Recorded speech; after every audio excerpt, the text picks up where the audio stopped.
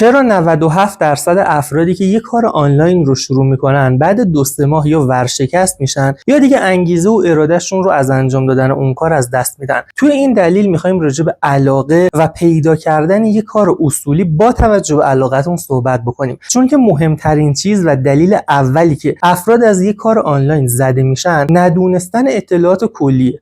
مثلا دیده دوستش، فامیلش، همسایه‌اش یه شغلی رو انتخاب کرده، ماشین خوب خریده، وسیله خوب تونسته برای خودش بگیره و گفته فلانی تونسته پس منم میتونم. اومده وارد شده و با کله زمین خورده چون علاقه انجام دادن اون کار رو نداشته. مهمترین دلیلی که شما باید این ویدیو رو تا آخر ببینید اینه که من 5 زمینه ادمینی رو به شما توضیح میدم که با توجه به اون علاقه‌ای که داشته باشید، با توجه به اون استعدادی که بیشتر نسبت به این 5 شاخه که حالا من اینجا براتون نوت برداری هم کردم نوشتم داشته باشید، میتونید انجام بدید که از اون کار 1 دل سرد نشید و 2 به بهترین شکل ممکن تا درآمد مثبت 100 میلیون تومان بتونید انجامش بدید. سلام بچه‌ها، من علی هستم و به ویدیوی دوم ما خیلی خوش اومدید. تو این ویدیو می‌خوایم معرفی 5 شاخه ادمینی رو داشته باشیم که از این 5 شاخه به نسبت هر کسی با توجه به علاقه‌ای که داشته باشه، با توجه به ویژگی و توانایی‌ای که داشته باشه، با شرایطی که داشته باشه، قطعاً یکی از این 5 مورد رو میتونه انتخاب بکنه و از مهارت ادمینی کسب درآمد بکنه. اگه من بخوام ادمینی رو به یک مثال خوب براتون تشبیه بکنم، دقیقاً مثل یک سالونی میمونه، مثل یک برجی میمونه که بخش به بخش، طبقه به طبقه این برج اشخاص مختلف و صنف‌های مختلف جامعه رو تشکیل میدن. مثلا فرض مثال طبقه اول کارمندان باشن، طبقه همکف مثلا کارگران باشن، طبقه دوم افرادی باشن که مغازه‌ای دارن، طبقه سوم مثلا ساب ملکا باشن، طبقه چهارم مثلا افراد بازاری و خاص در واقع باشن در اون شهر. توی ادمینی هم بخش به بخش ما هر چقدر از پایین به بالا میریم هم درآمدها افزایش پیدا میکنه، هم نسبت این که شما زمان بیشتری بذارید، تجربه بیشتری بخواید توی اون کار بذارید افزایش پیدا میکنه. دسته اول ادمین مدیریت، دسته دوم ادمین تولید محتوا، دسته سوم ادمین تبلیغات، دسته چهارم ادمین فروش و در نهایت ادمین گرافیست که وظیفه ادیت زدن رو داره. ما توی این فصل، توی این در واقع پلیلیست کامل این 5 زمینه رو با هم دیگه بررسی می‌کنیم و توضیحات کاملشون رو بهتون میدم، بهتون تمرین میدم که بتونید انجامشون بدید. در این ویدیو اولین زمینه رو می‌خوایم با هم دیگه بیشتر آشنا بشیم که ادمین مدیریت. بچه خود واژه مدیریت توضیحش روشه. مدیریت شما باید نظارت معقول روی کار داشته باشید. مثلا کارفرمای من یا مثلا ادمین محتوای من یه پستی رو درست کرده، یک سری رشته استوری درست کرده، برای من میفرسته و من وظیفه این رو دارم که سر ساعت مناسب، اگر مثلا پست با کپشن مناسب، با هشتگ گذاری مناسب، اون پست رو آماده انتشارش کنم و سر تاریخ مقرر منتشرش بکنم. پس وظیفه مدیریت در گام اول رو داره. وظیفه دومی که یک ادمین مدیریت داره اینه که حواسش به امنیت اون پیج باشه. مثلا اگر ادمین محتوای من اومده یه محتوایی رو استفاده کرده، یه رشته استوری درست کرده، یه کلمات ممنوعه روش اومده نوشته، من حواسم باشه اگر وقت هست بهش اطلاع بدم که بیاد اصلاح بکنه، دوباره ادیتش بزنه. اگر وقت نیست، با استفاده کردن از یک سری حالت مثل ایموجی ها، کلماتی که این ممنوعیت رو میتونه تا حد ممکن برای اینستا کمتر بکنه استفاده بکنم که باعث نشه محتوای من پاک بشه، باعث نشه که پست من ریپورت بخوره و خدایی نکرده خطر بسته شدن پیج رو داشته باشه. و عرضم به خدمت شما، باید شما یک آدمی باشید که علاقه‌مند به برنامه ریزی کردن برای پیج داشته باشید.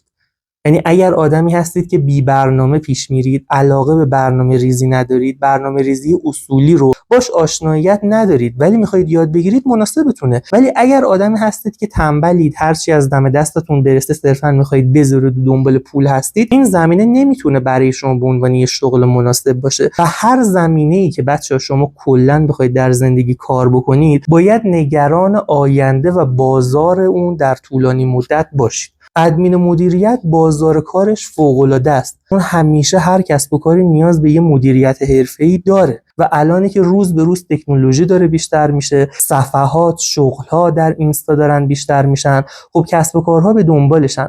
پس این نباشه که من بگم آقا این ماه فرض مثال من 20 تومن نیاز دارم 2 تا پیج ادمینیش رو انجام بدم، 20 تومن گرفتم ماه سوم خدا نگهدار دیگه انجام ندم. اگر که میخواید اسم و اعتبار برای خودتون در مارکت بشناسید، اگر که میخواید درآمد غیر فعال داشته باشید و مردم در صنف شما رو بشناسن، مهمترین گامش اینه که با صداقت کار بکنید.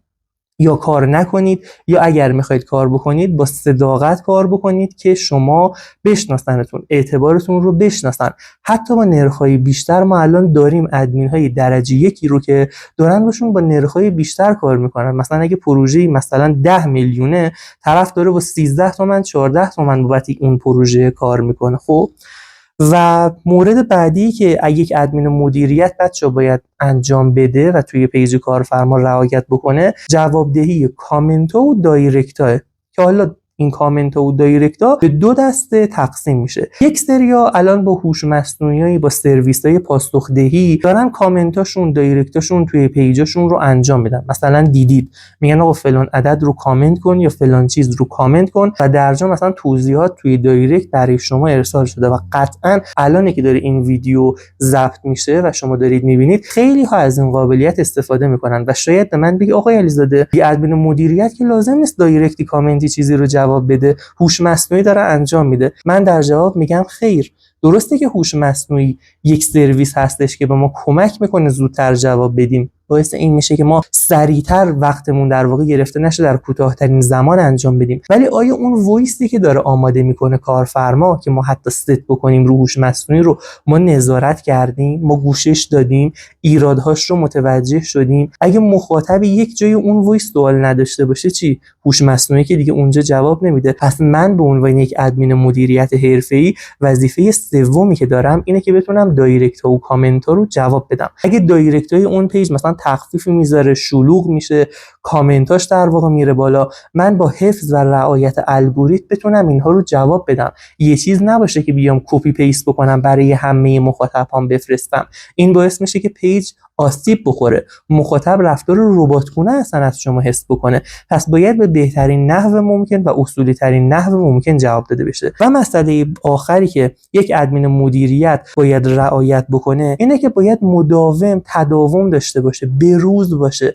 آموزشی که میبینه این نباشه که 5 سال پیش طرف یه آموزش دیده تا 5 سال بعد نخواد خودش رو هیچ تغییری بده، تحولی بده. چون شما باید با مخاطبتون همراه بشید، همسو بشید، بفهمید دغدغه مخاطبی که به شما دایرکت داده، پیام داده چی هستش. اگر مثلا توی پیج کارفرما یه جشنواره فروشی برگزار کرده، تخفیف روی محصولش گذاشته، من بیام و بگم آقا جان این بیوگرافی مناسب نیست، آقای کارفرما، خانم کارفرما، شما الان توی تخفیفی، بیوگرافیت رو اینجوری عوضش بکن، یه تغییر توش بده، تحول ایجاد کن، که اصلا بهش متن بیوگرافی جدید رو بدم. پس با توجه به آخرین قدم‌ها و دستاوردهایی که قرار توی اون پیج اتفاق بیفته، من باید یک سری بروز رسانی‌های کوچیک رو توی صفحه بلد باشم، مثل عوض کردن بیوگرافی، نظارت کلی روی اون پست و استوری ها و در نهایت انتشار پست‌ها.